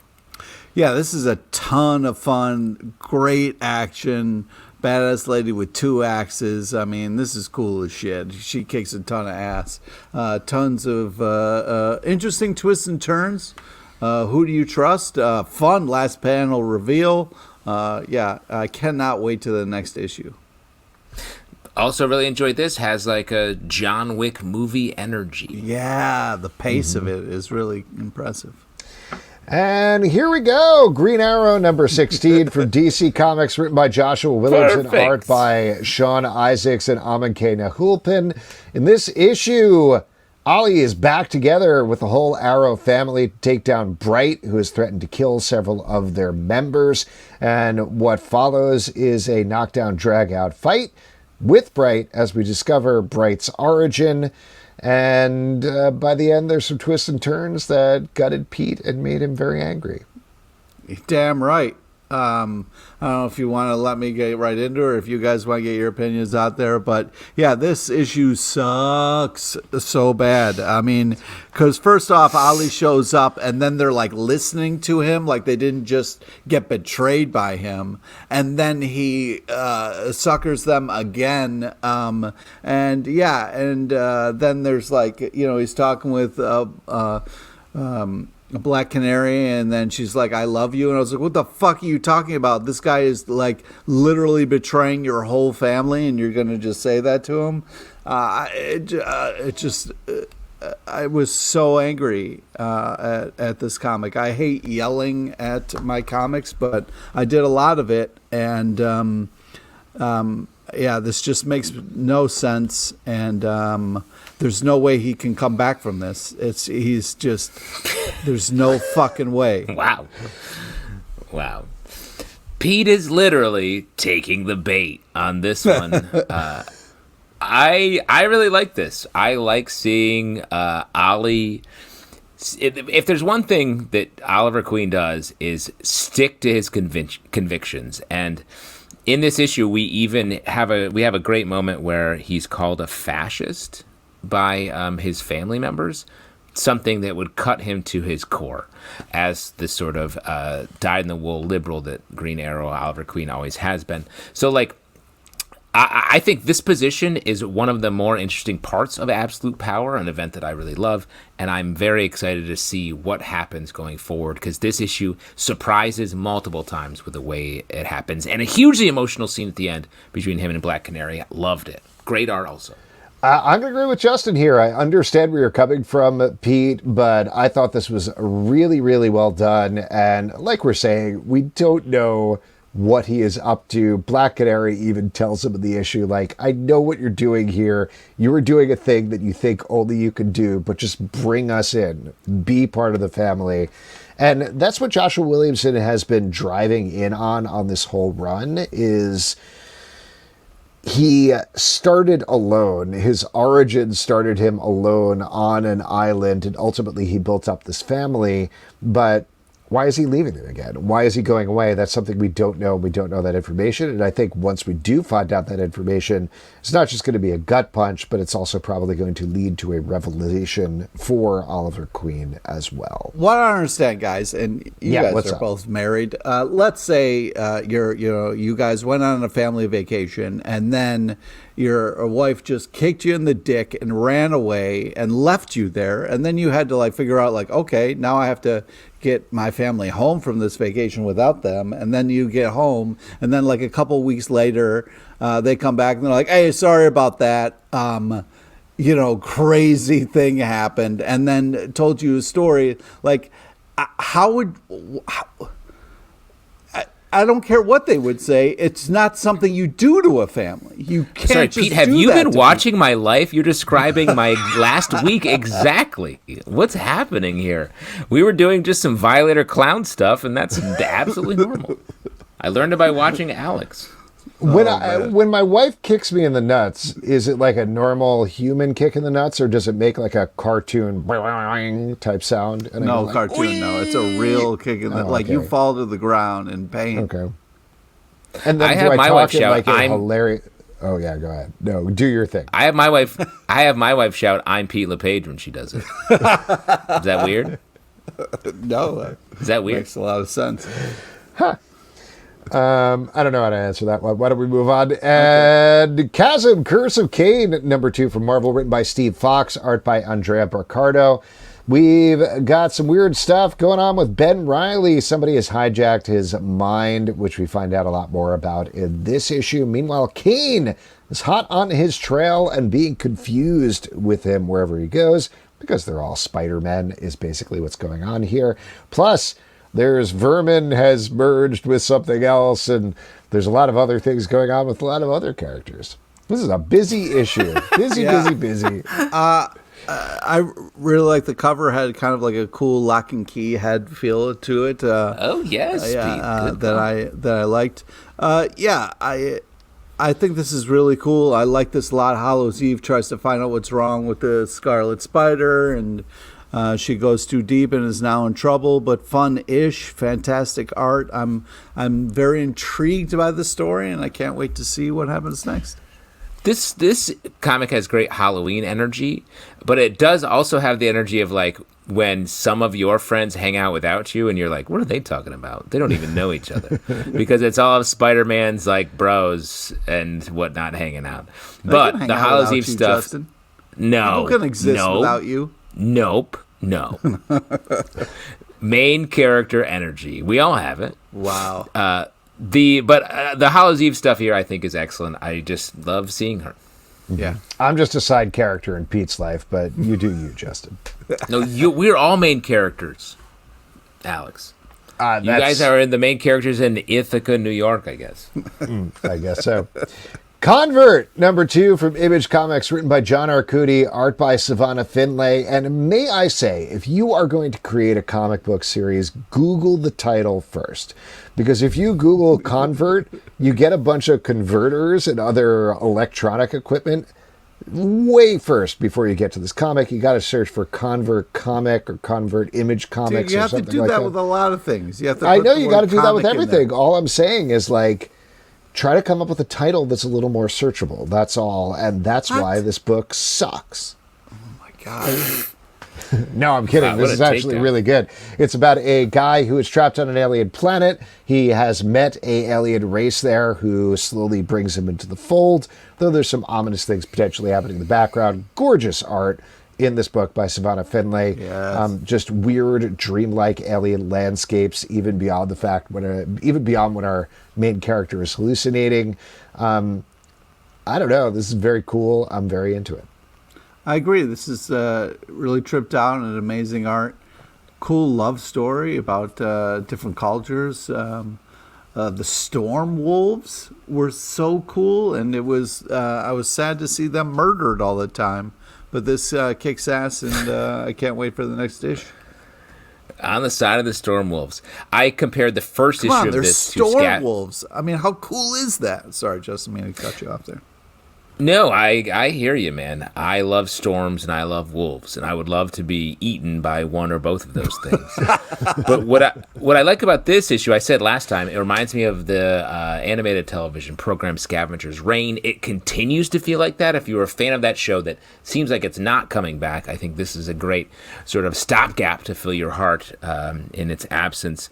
Really cool. Story moves very quickly and very smartly. Just to kind of jump in on that, what you said there, Justin. When you think about it, if you were killed by a storm, not cool. Killed by a wolf, not cool. But killed by a storm wolf, pretty cool. Interesting.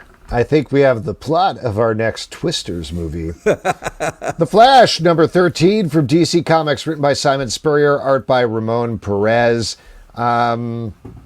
There's some stuff going on in here. Yeah, Alex, I'm very curious about this because you're like a diehard Flash man, Yes. like a heartfelt, and A funky Flashman, if you will. Yes, 100%. We're getting into some emotionality here that I wondered how you felt. I mean, I like all of the character stuff that's going on when we finally get to it. I am curious what the plot is now because Thank you. I felt like we wrapped it up in the last issue, and this issue is like, and it's still going. They're still doing it. It's still happening here. So this to me feels like maybe it is the wrap up before we switch over to DC All In next month, though I know this team is staying on the title. So I don't know, maybe this was a coda to it potentially. We'll see. Well, amazing. I feel like great art. I've loved this run, and I thought this issue was great. It sort of gave its mission statement at the end, sort of redefined the Speed Force in a way that I thought was really cool, and just made a lot of hay with what they had established in this issue, sort of paid off the dark underpinnings of this, and really grounded a lot of the Flashes in a great way, while still paying homage to what has come before. I've loved this run. If you're at all a Flash fan, please pick this up and read this from top to bottom. Namor, number 3 for Marvel, written by Jason Aaron, art by Paul Davidson and Alex Linz. In this issue, Namor is still trying to prevent a World War Seas between the sea and the surface world, and he's running out of time here. What'd you guys think? Well, first off, really cool cover, epic panels, impressive. I think the Namor fight sequences were fantastic. I enjoyed it, and I liked the twists and turns in the story. This has been my favorite issue of this. I feel like we're getting to something here that making the undersea culture and life more fantastical. It's interesting to me that Jason Aaron's doing this, and it made me wish this was more like his Weird World series that he did ages ago, back in a big crossover from Marvel. And like, I think that it can be weirder, and it is getting closer to that here. I love the flashbacks and sort of the two Namors existing simultaneously. More of this going forward, I say. Self-Help, number 4 from Image Comics, written by Jesse Kellerman and Owen King, art by Mariana Ignazi. Again, an issue with a lot of different stuff going on. I feel like it's been relatively focused the past couple of issues. Here we blow it out and throw a lot of other characters on the table. We've got our main character who is a con who is pretending to be a self-help guru, doing a very poor job of it. The thing that's maybe surprising me the most here is that he seemed to present himself as like an expert con man at the beginning. He's bad at it, actively bad at it. And I don't think I've ever really seen a character like that. You usually expect it to be like, and I've got it, and I'm ready to jump into assuming this role. He's not. He's screwing it up all over the place, which I like. I was going to say, I like that. That's one of my favorite parts of the book, and keeps it sort of surprising despite the sort of heavy-handed premise. It feels like we're getting a lot of fun, just like bad actor continuing to fail going forward. Yeah, this is dark and kind of messed up, with the kidnapping, all that kind of shit. But art's really impressive. The twists and turns are fun. You're not sure if this guy is good or bad, or if you should be rooting against him or hoping he gets his shit together. So, yeah, I'm not sure what the fuck's going on, but it's interesting. Titans, number 15 from DC Comics, written by Tom Taylor, art by Lucas Meyer. I believe this is the final issue of their run, though I could be wrong. And we are finishing up the fight against the Dark-Winged Queen, who's the evil version of Raven, or is she? As they figure out a way to beat her, that, spoiler, involves talking to her and appealing to her better nature, which I thought was really nice and really ties into everything that Tom Taylor has been doing with his run, coming at the Titans in a very different way, trying to come at them as a very different team. So I thought it was a cool way to end this arc. I agree. Having Darkwing Queen, let's get dangerous, is what I say. Is that something? Is that a song? Darkwing Duck. Darkwing Duck. Okay. Wow, Alex really backed off. He thought I was just being crazy. He's like, wow, being a regular launchpad McQuack over there. Oh, boy. There is. I such a smart choice having Beast Boy be like, hey, let's talk this out first. Was really cool and fun. And I liked the way this kind of unfolded. And And yeah, I'm sure it must have been hard for you guys where there's that "fuck you, dad" line in there. I mean, that had to be tough. You guys had to feel like you were being stabbed in the back there by your children. Pete, you've been parenting for over like a week, so I feel like you're in the same boat as us. Oh, thanks, man. Thank you. That's so nice of you to say. But yeah, amazing art. I was just really blown away. Tim Taylor's a hell of a writer. Lucas Meyer. Tim the Toolman Taylor?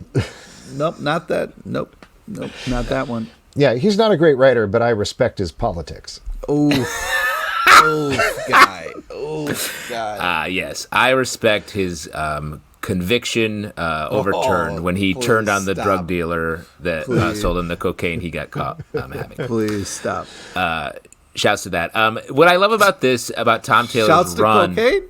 What were you? Shouts to shouts on cocaine. Shouts on cocaine. I shout when I'm on cocaine. What I love about Tom Taylor's run, and specifically this issue, is he set up a huge conflict, had the Justice League get taken down by it, and solved it in the most Tom Taylor Titans way possible, which is just talking it out and dealing with the situation from an emotional point of view. And I thought it was great. If this is their last issue on it, they nailed it. Yeah. NYX #3 from Marvel, written by Jackson Lanzing and Collin Kelly, art by Francesco Mortarino. In this issue, we are turning the lens to Anole, who's been kind of in the background for the first 2 issues.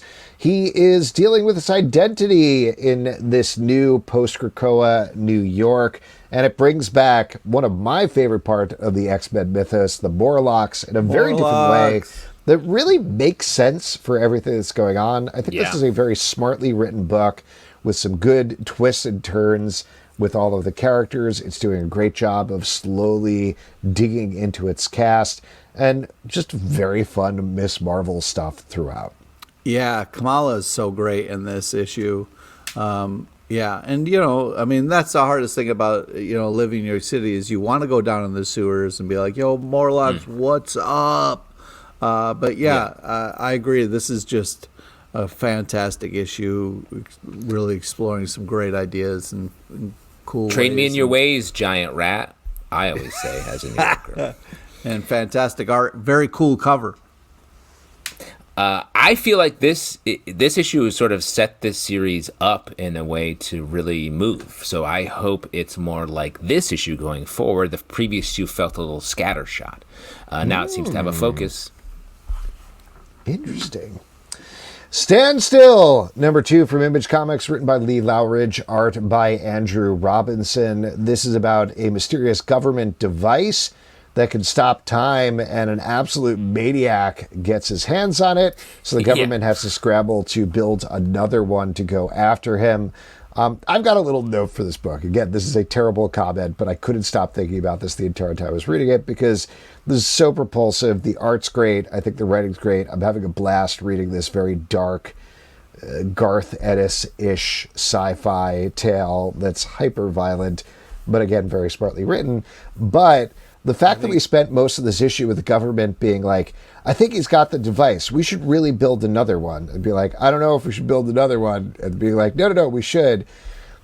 I think in any movie worth its salt, they'd be like, well, we do have a prototype that doesn't work as well that you can go after. And that's my one note for it. I know they can't do that in the comic, but it just feels like if they ever do the movie adaptation, do that. Because spending this entire issue being like, what are we going to do for the next 5 issues? Build another device while he murders people? Just get to it. Get to the time cop of it all, or whatever you're doing. I agree with you completely, but I will say it didn't bother me as much because of how great the art was and how propulsive it was. So I was caught up. It's like at the end of this action sequence, maybe in the movie, that's when the plot would kick in.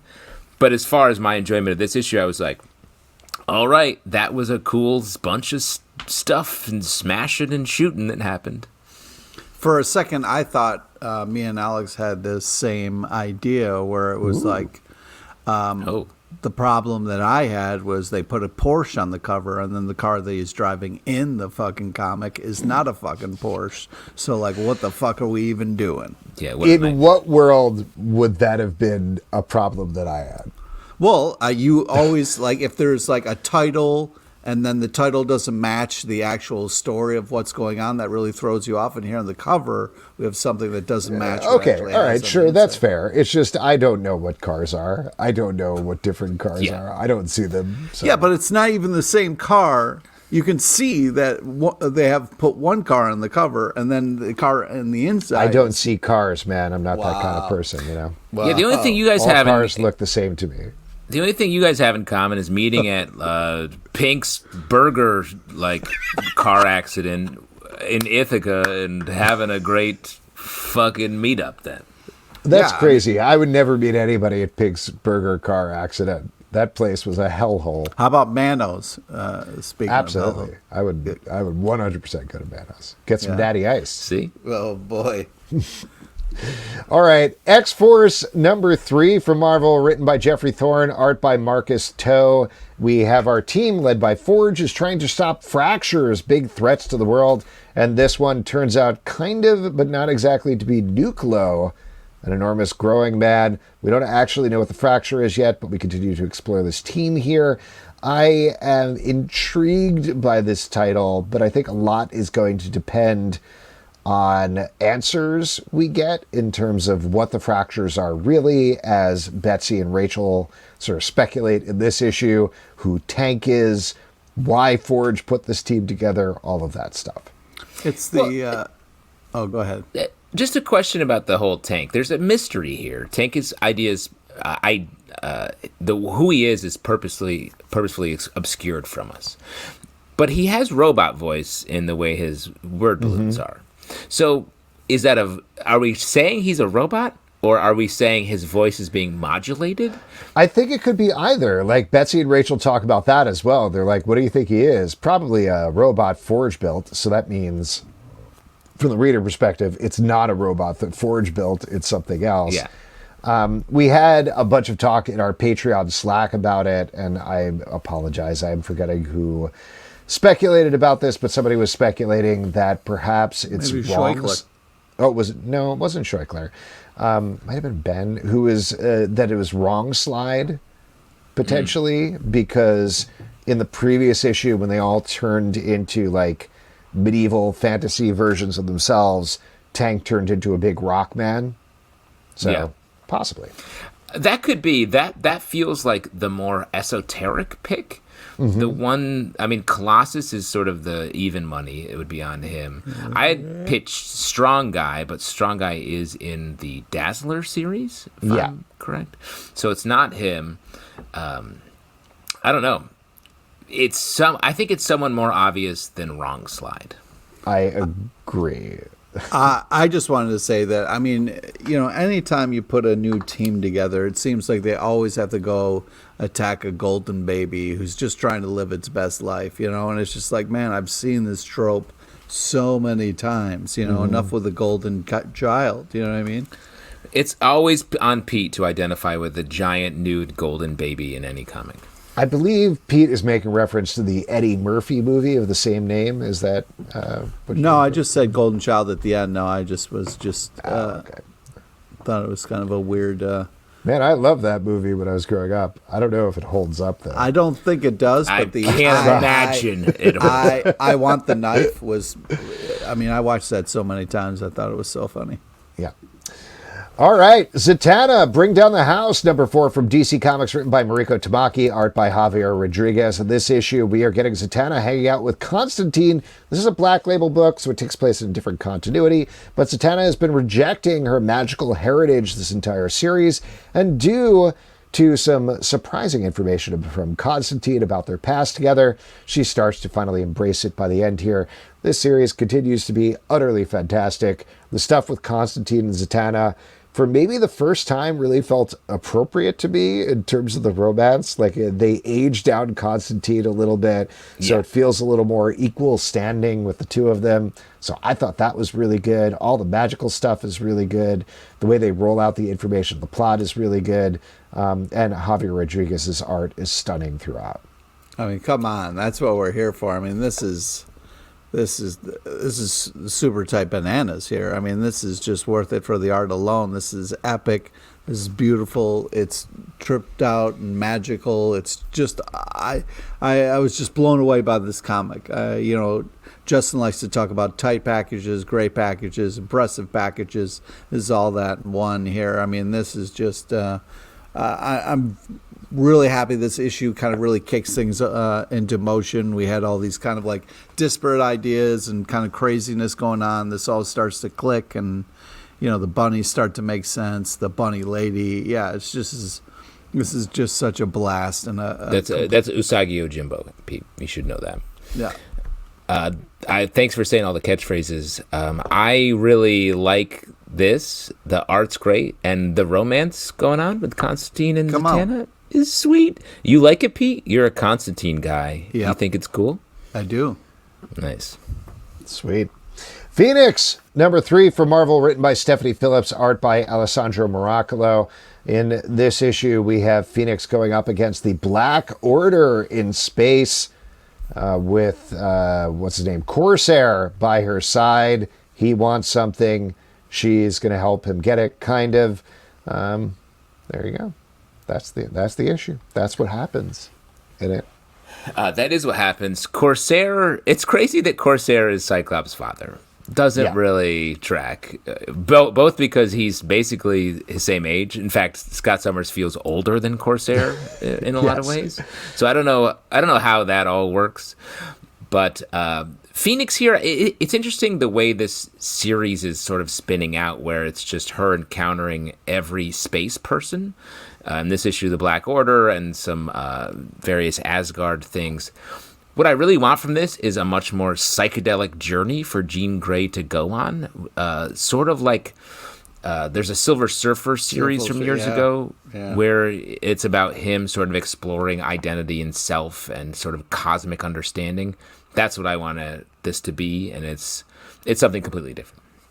Yeah, it's like I don't want to have to see like this stupid space pirate who's related to Scott somehow. You hate him too for no reason? That's right. Making like Phoenix jump through hoops so he could get a feather. I mean, boo.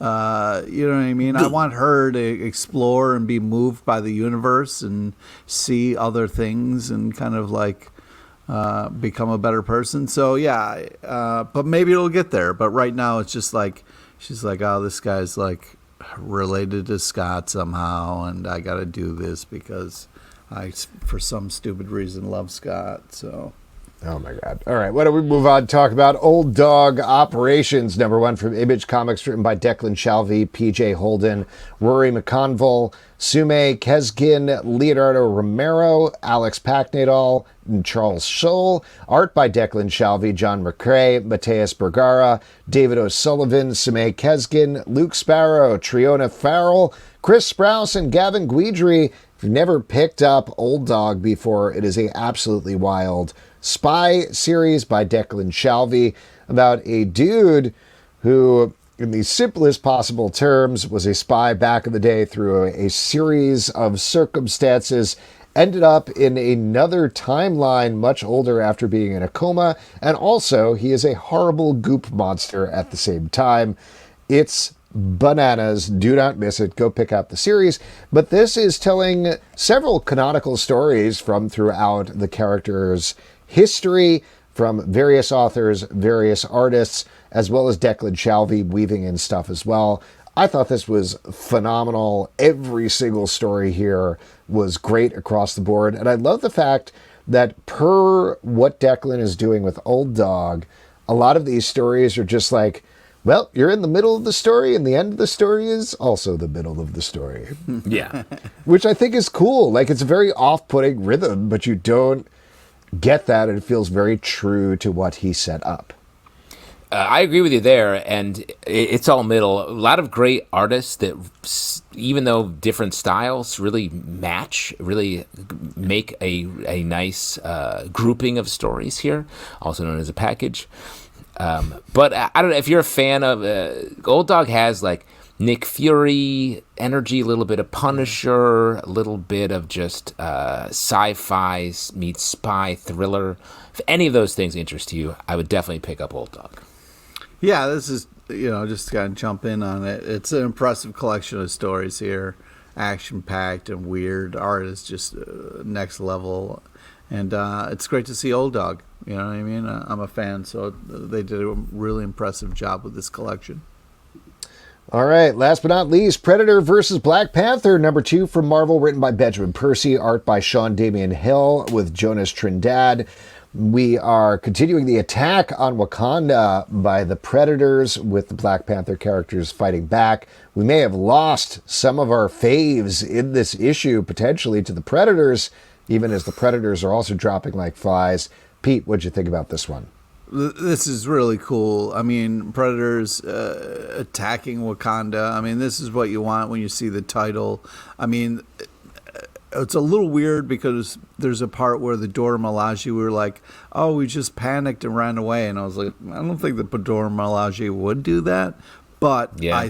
I'd like the idea of, like, the Dora Milaje being so scared that they're like training, just they throw it out the window, run for their lives. So I think that kind of like that fear of trying to get that kind of Predator fear across was interesting. But yeah, this is badass and an epic, kind of battle. So I'm excited to see how this is going to all unfold. But yeah, this is really a ton of fun. Yeah, it's fun. It's interesting to me how much we switched to the Predator perspective. In the first issue as well, it was like, we got a whole backstory about what their ship, they're traveling here. And then in this, it's all about got to get their hands on this vibranium because everyone loves metal. From all over, for vibranium, bro. I hope they don't hear about the somber steel going on up in New Orleans area, because then they could be chasing that. Yeah. Yeah. Getting their hag stack going. But yeah, fun Predator action. All right, that is it, except for the 38 books that I slipped you guys while we were taping. I hope you read them while I was talking. Let's jump into them now, kicking it off with Hagstack and the Fuzzy Nuts #1. Ithaca is gorgeous. Issue number too many. Let's get into it. And if you'd like to support the show and all the shows we do, patreon.com/Comic Book Club. Also, we do a live show every Tuesday night at 7 p.m. to Facebook and YouTube. Come hang out. We would love to chat with you about comic books. Apple, Spotify, Android, or the app of your choice. To subscribe, listen, and follow the show at Comic Book Live on Twitter/X, Comic Book Club Live on TikTok and Instagram, comicbookclublive.com for this podcast and many more. Until next time, we'll see you at the Comic Book Club. Just invite me up to Ithaca with you guys. It's easy. It's easy to be friends, so we could all go eat the noodles. We can and hang out at the Carousel Mall. It's fine. It's not haunted. No, it's not fun, and you guys have never been there before. I miss bench warmers.